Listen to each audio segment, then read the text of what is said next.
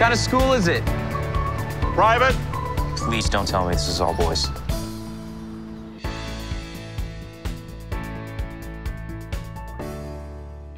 The title of the film is The Bachelors, but in the United States there's a television show called The Bachelor, which is very popular, not my favorite.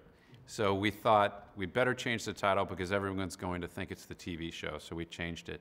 And then around the time buyers started looking at the film, they didn't really like the new title, and we said, oh, we have one, we'll go back to the original, and I'm happy about that because the original title, The Bachelors, to me, speaks to very accurately as to the story, because a bachelor is a man who is alone in the world.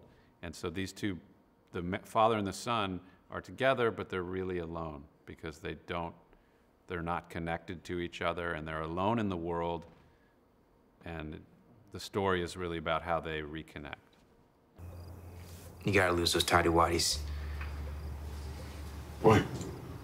Well, because it's practically a universal law that no man has ever looked good in man panties. I'm not sure I agree with that. Well, it's just, the thing is, it's not really an opinion. It's kind of a fact. So I can't really disagree with it, you know? I don't know. No, don't start. Don't start with that, Dad. Please, stop. Okay. Dad, I'm begging you to stop that immediately. It's too late. It started once I started. All right, that's my cue. Okay. All right, night. See you tomorrow.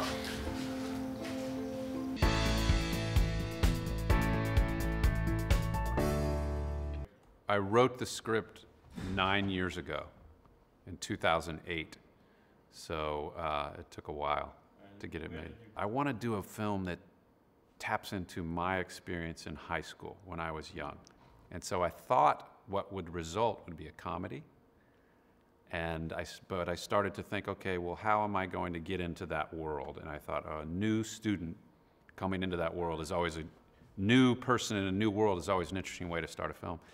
And then the story took a left turn, and it went a different direction, one I never anticipated, one I didn't see coming, and I let the story tell itself. And it became a much more dramatic, the film has quite a bit of comedy and humor, but it became a much more dramatic story. Dad? Yeah. You okay? I'm fine. Sure? It's pretty late. I said I'm fine, Wes.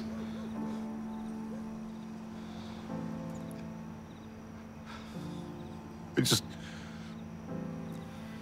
just need a little air.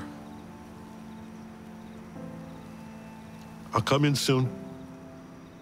Okay.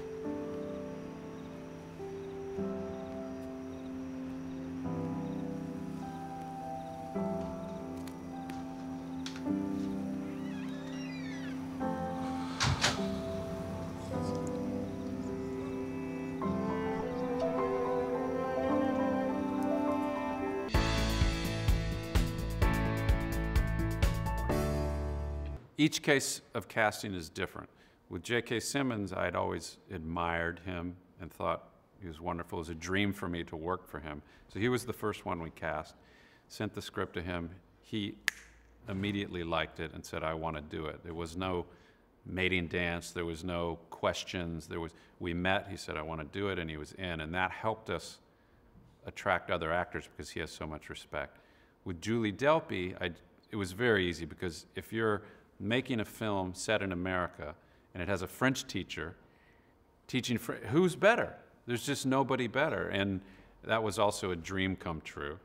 And then for the young actors, we auditioned and found Odeya Rush, and she just had a quality about her. It's even hard for me to describe, but I knew when I met her she would be the one. And for the boy, Josh Wiggins, that was very difficult. Auditioned a lot of different boys. I knew about Josh. I knew he existed, but he lives in Texas, not in Los Angeles. And we asked him to send a videotape, and no tape came in, and we came this close. to casting a different young man.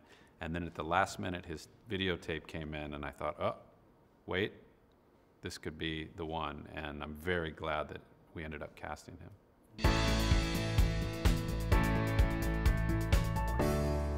She was wonderful. She's so smart.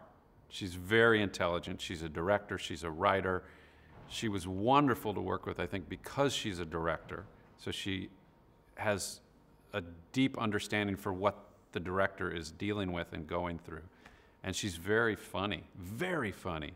And so yeah, in the restaurant, she needed to be funny, and that is very easy for her. And I told her when we shot that scene, I said, you get extra points if you make JK laugh. So, for instance, the fish faces she was doing, like those things, that's improvised. She came up with that herself. Sometimes I look at those little fish, you know, stuck to the side of the aquarium. You know, and I'm like, maybe it's not such a bad life. Really, a sucker fish. Not a bad life. No, I mean, okay, of course, it's bound to become a little monotonous, but think about it. How stressful can it be? Well, that is definitely a valid point. I mean, you have only one job. Did you like it? Yes, excellent. Very good. I can do the guppy? The guppy? Oh, guppies are fun.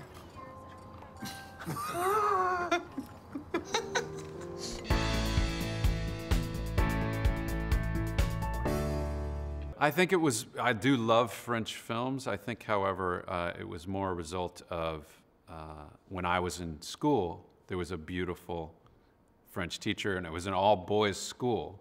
So a beautiful woman teaching French was very memorable. It sticks in your mind. And I also, my stepmother speaks French. So I think I picked French because it's sophisticated and beautiful, the language, and my memory of Miss Anastasia, who was the French teacher that I had when I was young. You know, I like to think that I'm a good teacher. But two students working together can sometimes be quite helpful. How would you like to be Miss Westman's homework partner? Yeah. Sure. Lacey? Yeah. Thank you. You can go now.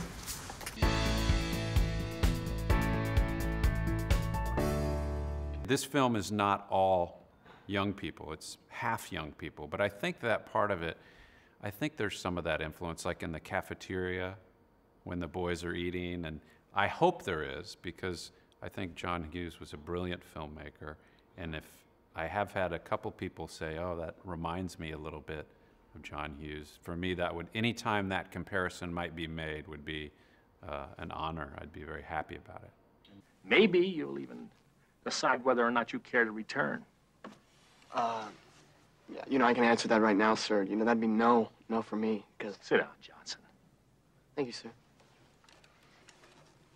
My office is right across that hall. Any monkey business is ill-advised. Any questions? In the meantime, welcome to disciplinary probation. You'll also be serving weekend detention on litter patrol. Everybody happy? Yes, sir. Gober. Well, sir, according to the honor code, we're supposed to be honest at all times. But if I told you I was happy, I'd be lying. I'm very happy. Be gone.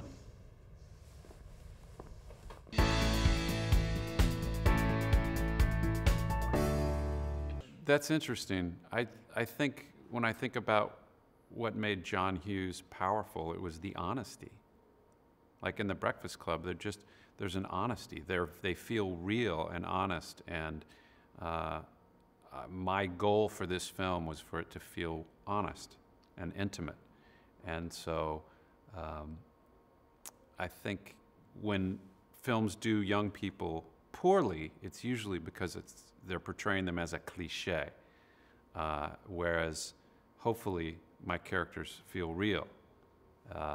Why American directors might be better at portraying young people, I'm not sure, except perhaps that American directors are more immature and more clinging to their youth or their childhood. I'm not sure.